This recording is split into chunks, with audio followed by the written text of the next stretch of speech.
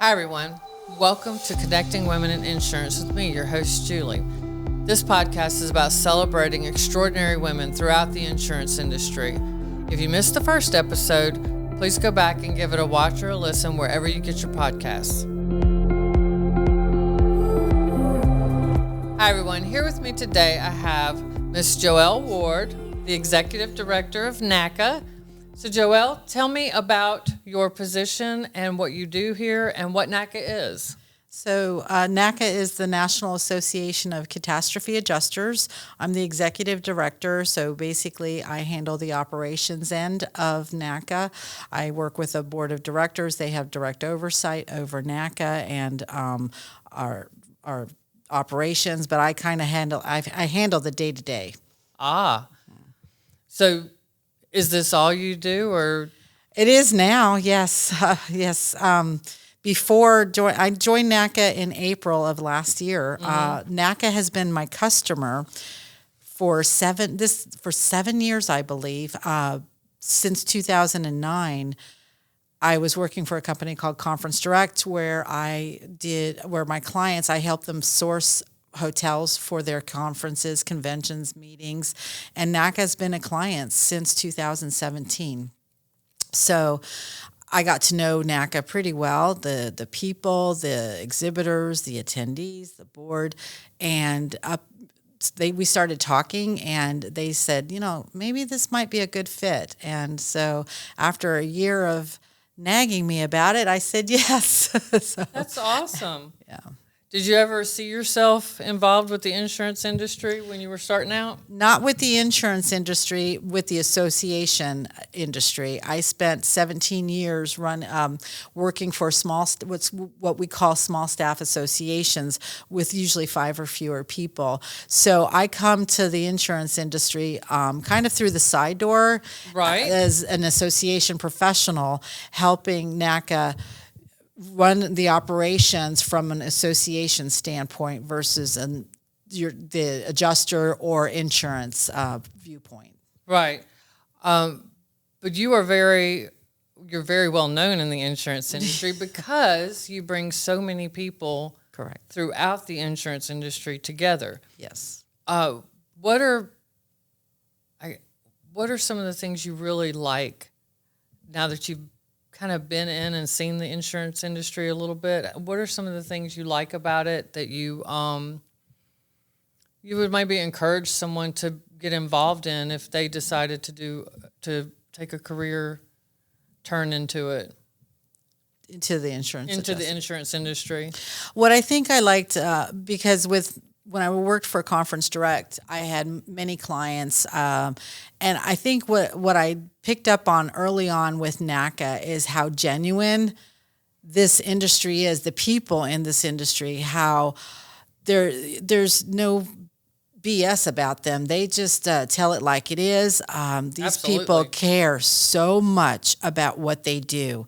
And that passion, I think, extended to, my passion in making it happen for them. Usually the convention, because I was working the convention just from the conference planning side up until last year.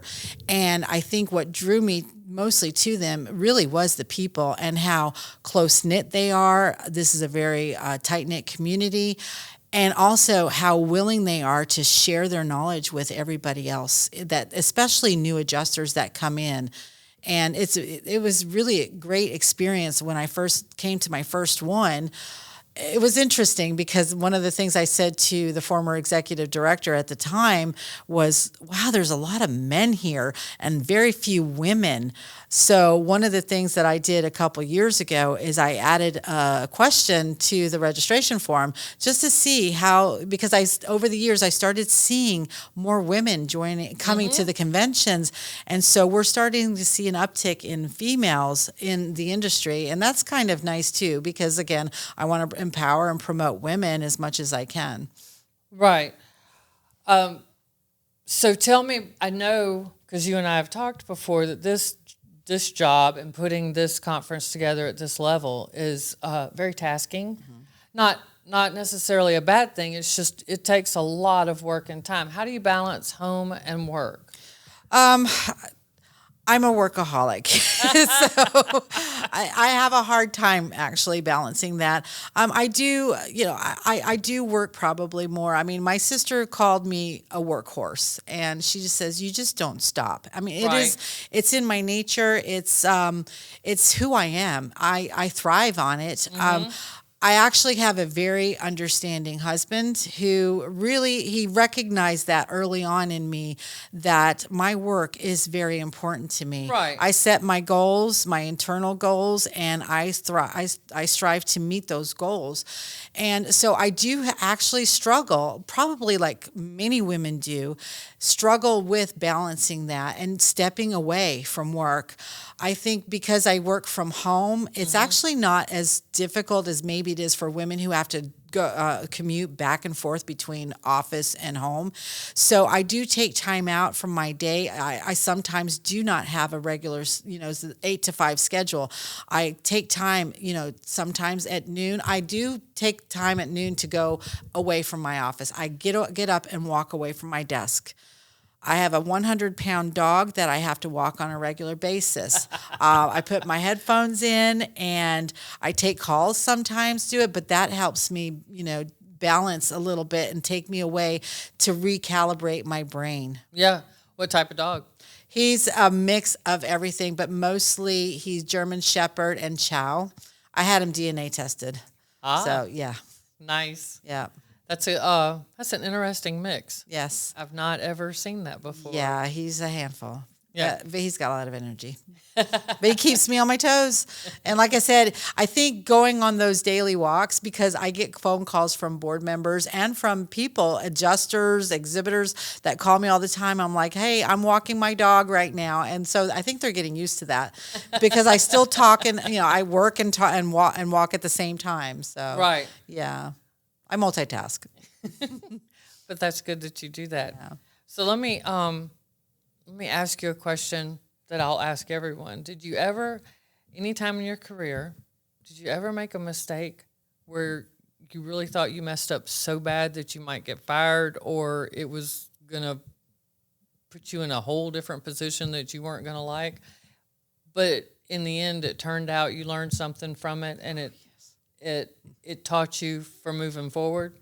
Yes. I mean, there was a time, and, I thought about this question, and again, it does put me in a really bad light, I guess, in a way.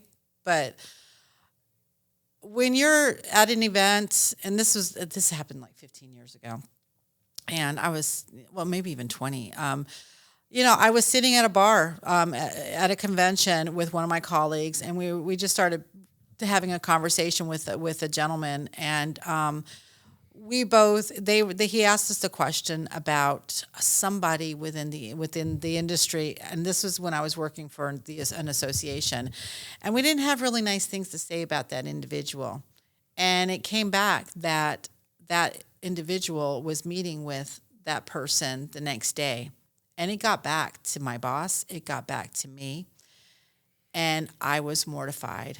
I was just mortified at that. And so I called him directly, and I said, I profusely apologized. And what I discovered that day is, you can, how gossip, people gossip all the time and everything. You just got to be careful what you say. It taught me a valuable lesson, and one that I'm still hoping that I never, ever, ever do again. It was a lesson that I learned. You just don't do it. Yes. And, that has happened to all of us. And one thing, growing up, my mom would tell me, if you're not willing to say it, we've heard it, if you're not willing to say it to their face, don't say it behind their back. Yeah. Because it does. Because everybody does it. Everybody has done it. Yeah. I've done it when I was younger. Yeah. And, man, when it catches you, your stomach sinks. Oh. You feel horrible because, in truth, for the most part, if you really step back and look at that person and understand their position, you probably wouldn't say that, or you probably don't even think that, really. Right. So that is a hard lesson to learn. Yeah. But apparently you learned well from it. And then the reason why I bring it up now, because it is a very embarrassing thing to bring up, is because we've all been in situations like that. But I do believe that it did. I got through it. I took the steps to make amends, both to the individual and that I spoke poorly about, and to my boss, and to the individual I actually had a conversation with at the bar, and I said, I'm sorry for doing that. So I did. I learned that lesson, and I remember that moment. I remember what I had in front of me for a drink, and I wish I could have blamed alcohol, but that was not the case because I don't drink a whole lot. So. But it does. The moments like that stick in your brain forever. They're defining moments. So I bring it up because, again, it is a moment I am so not proud of. But I don't, and again, I think about that and I bring that up when I'm in a situation. If somebody says, "Oh, what about so and so?" I'm like, "Oh, no, I'm not going there." Right. And again, because I got burned, I burned myself, and I took ownership of that, and I think that's something that I learned maybe from that moment. You have to take ownership, but also when if you, like your grandmother said, I think it helped me also to be more open and share my thoughts with people. And I calibrate my thoughts a little bit more before I open my mouth. However, it helped me speak more openly with people and share my opinions, not be too afraid to share my opinions, but do it in a way that is a little bit more professional and not as harsh. Right. So I think I learned quite a few things from that. And like I said, it's seared in my brain to this day. And I hope I don't do it again. I mean, I hope. You probably won't after that experience. Yeah. Okay, so my next question for you. Who was or is the most influential person in your life, either personally or professionally or both? And why? I think I've got it. I have two people that come to mind, one professional and one personal. My personal, of course, is going to be my sister. And she is the person I might go to. I can tell her anything. Here's what happened to me today, Corrine. How would you handle that? She's 3 years younger than I am. We're close. And we're great friends, but I value her input and her opinions because she brings a different perspective. And I bring all kinds of things to her, personal and professional. Right. Professionally, I have a colleague of mine that I've known since 2009, Laura Lee, and she's been my go-to. If I've ever had problems with a hotel, with negotiating a contract for a client, she's my go-to. I go to her for everything. Even to this day, I still do. I tell her about the situation. So I look at her as my kind of like a mentor. We're the same exact age. I think we're 1 month apart, but she's been invaluable to me. I just know that I'm going to get some good feedback from her. Yeah. So it's very important that I stay connected with her on a regular basis. Oh, it's super important to have people like that in your life. Yeah. It means a lot. So I don't remember if I mentioned this or not, but we are in Little Rock, Arkansas on location. So I have my notes written down so I don't forget them. So what advice would you give to women listening who want to move forward in their career? And it doesn't matter what career it is, but like if they're kind of stuck wherever they are, what advice would you give them if they're feeling frustrated and wanting to move forward? Or that feeling. You know what I'm talking about. It's that something just feels like you got to move, but you don't know which way. The thing I learned early on, and I've always done this, is never wait for the opportunity to come to you. Seek out the opportunity. I started out my career in association management as a secretary. I was an executive secretary. Nice. After 17 years, I made it to as high as Senior Director of Member Services, which was the number 2 position at my last association. And I don't think I've ever been offered a raise or a promotion. I actively asked for it. Never wait to go set your goals and go after it and step up and don't be afraid maybe to be a little bit more vocal. Again, if you do it respectfully, even if it's with people that you're disagreeing with, you've got to show that you know your stuff. On a lighter note, which again may not sound important, but a firm handshake. And that is something I thought about that I wanted to bring up. I shake hands with people all the time. We all do. And I can't tell you how many females whose hands I've shaken. It's like a limp dish rag. Oh, yeah, no. And a firm handshake to me just sends a signal. I'm serious. I'm a go-getter, and I'm serious about whoever I'm speaking with. But at practicing that handshake, especially if you're timid or on the quieter side, that having that and practicing that and being able to do that will elevate your self-worth, will make you feel a little bit more self-important. And that's important, I think. It's huge.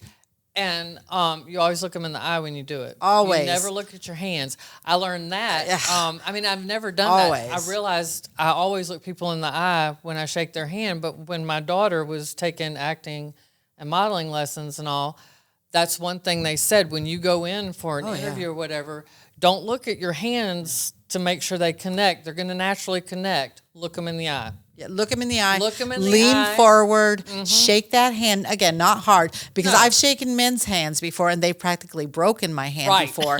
And I just want to give them that advice. You got to tone it down a little bit, guy, because you just broke my hand.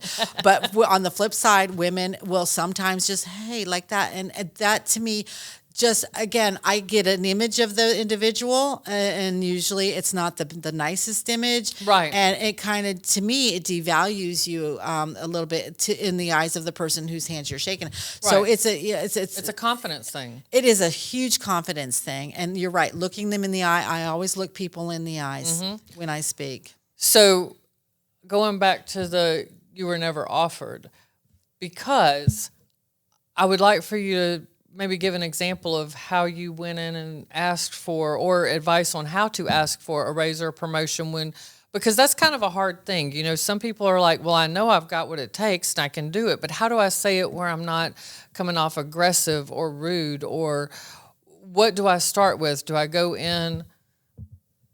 Well, so, you know what I'm saying? Yeah. So with my first job, when I was the executive assistant, I think after about 6 to 8 months, I had a good boss. He was, he was good. And I said, Stan, I'd like to schedule an appointment with you. I wanted to talk to you about something. And so I immediately made it a request for a meeting. I didn't want to be distracted. I wanted his full attention. Right. So we set up our calendars, and I went in and I kind of said to him, I said, I seem to be doing a little bit more than what your standard secretary does. And again, I was, did I say executive secretary? Yes. I said, I seem to be doing a little bit more. And I just think that my title and position is better reflected and I came in with the idea of what I wanted to be. And it was, I believe, I asked for a coordinator. So the company was IRP Inc. And so I was executive secretary, and I said, my positions, I seem to be doing more than just what a standard secretary does. And I think the position of coordinator would maybe probably better reflect what I do. Right. And I said, so I gave him the idea, and we talked about it, and he actually said yes. We changed my title. I actually got an increase. I didn't ask for the increase at the time. It just kind of came with it because I presented him with that option right then and there. I gave him some bullet points about why I thought I would be able to do that, and I did that I think a couple of times because I went from I took maybe 3 or 4 different positions to get to that senior director position at that time before I left the association world to go to Conference Direct. And it just worked every single time. I didn't wait. Absolutely. Another thing I have always done is when I've had a new boss, I've said throughout, our year, instead of getting before we get to my annual review, if I'm doing something wrong or incorrect or something that I just need to improve on, can you do me a favor and tell it to me immediately at the time? Because one of the last things I want to do is be surprised during my annual review. Absolutely. And a good boss will do that. A bad boss may not. Right. And, because I've had bad bosses Right. before too. And you learn from bad bosses just as much as you learn from good bosses. And my first boss, Stan, luckily for me, was really good. Yeah. I looked up to him, and he was good. And I had him for about 3 or 4 years. So I learned a lot from him. Right. So that's kind of what Craig has taught me. Come to me with the problem, but bring your solutions. Yeah. They may not be the right solutions, and we'll discuss them. We may have to adjust, but that's basically what you did. Here's the problem. I'm doing more than. This doesn't really reflect what I do, and here's the solution I see. Yeah. I love that. Yeah. Okay. Do you have any funny stories throughout the years? Oh, my Lord, I do. Funny stories. Oh, gosh, yeah.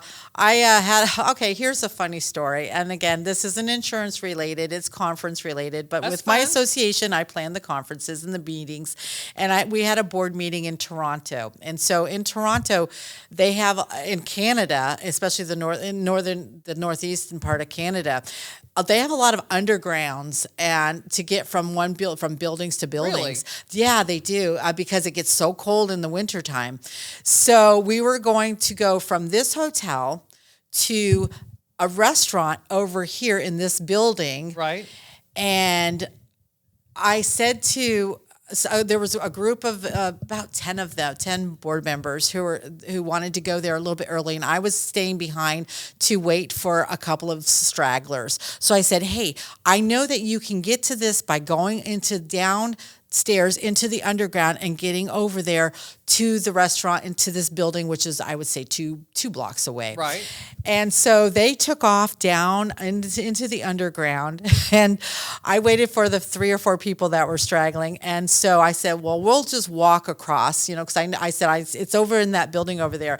And as we're walking past, so each building, there are like stairs or escalators that go up and let you come out into the street.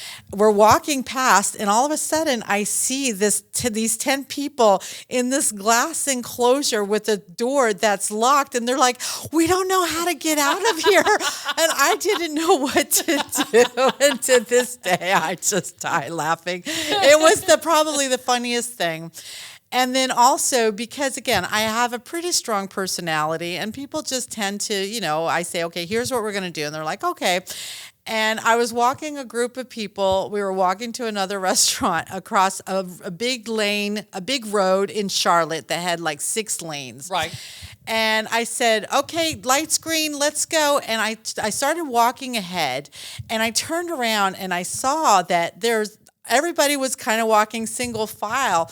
And I thought they looked like little baby ducklings. And I turned around halfway around. I went, whack, whack, whack, whack.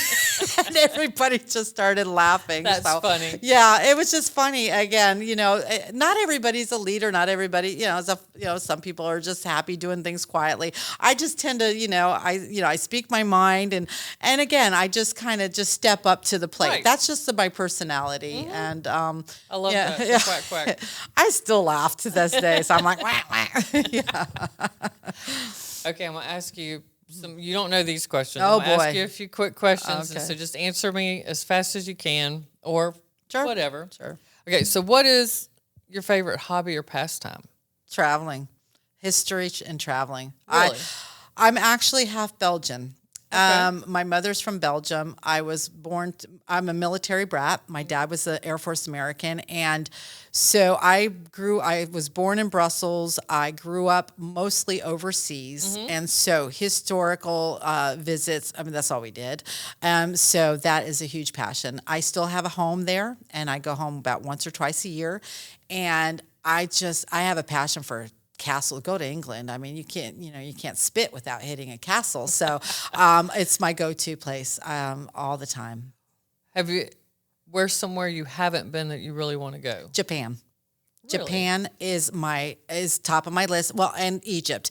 I don't know if you've ever seen the old Peter Ustinov movie, Death on the Nile. It's an Agatha Christie movie from 1978 or 79. I want to do a cruise on the River Nile. I mean, but That would be awesome. But Japan has just, ever since I've seen that movie Lost in Translation, I'm like, I want to go to Japan. And I have a good a good friend of mine who's been to Japan several times, and she's just told me so many wonderful things about it.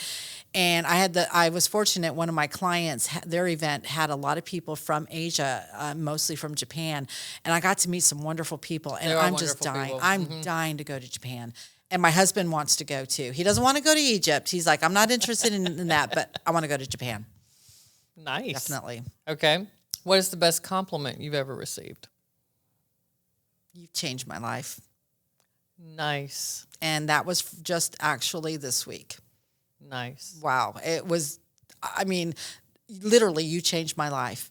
It was a new adjuster who has been, she's single mother, child with a 10-year-old boy, and we had several conversations about her career. I find that I get a lot of calls from new adjusters who are just starting out, and they just don't, they don't have the direction yet, Right. And so sometimes I feel like a therapist on the phone, and I helped her figure out how to get here.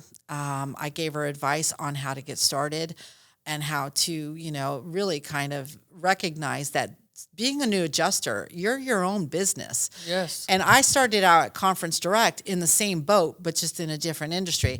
And she just said to me, we met, and she's like, you just changed my life. You just gave me the direction I needed. And I'm so grateful to you for that. And that just blew me away. It really did. That's awesome. Yeah. Okay.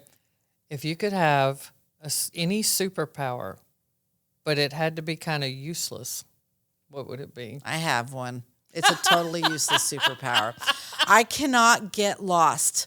I have the inability to get lost. If I get in the car, I will get turned around, but I will always end up exactly where I'm supposed to be. That is hilarious that you asked me that question, because I tell people that I have the most useless ability that I can never monetize, that I can never make money on, but seriously, I can never get lost. That's awesome.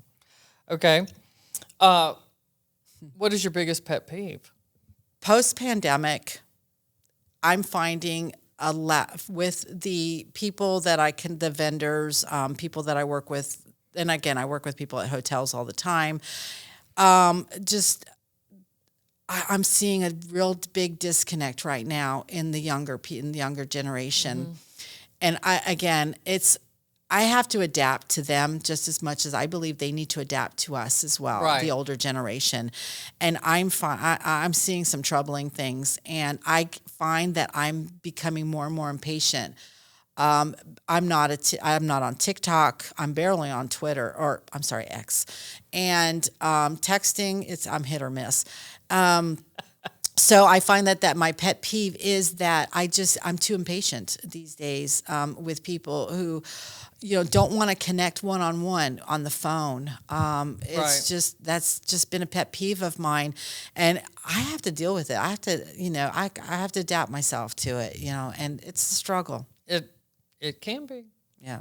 Okay. If given a chance, what job would you want to try? Any job in the world? Any job in the world. Oh my gosh. Oh, I would love to be a food taster, food editor or something, going to restaurants and trying out different food. Oh, yeah. Yeah. I could go for that. I would love that. That would be awesome. All right. What job would you never want to do? Retail.